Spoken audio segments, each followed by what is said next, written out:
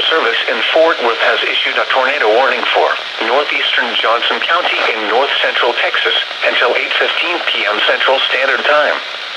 At 7:44 p.m. Central Standard Time, a severe thunderstorm capable of producing a tornado was located over Grandview, Oregon, 7 miles south of Alvarado, moving north at 25 miles per hour.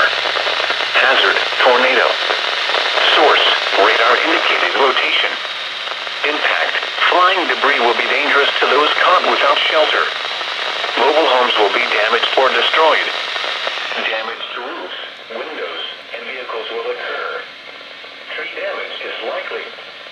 This dangerous storm will be near Alvarado and Venus around 8:05 p.m. Central Standard Time. This includes Interstate 35W between mile markers 15 and 30. Take cover now. Move to a basement or an interior room on the lowest floor of a sturdy building.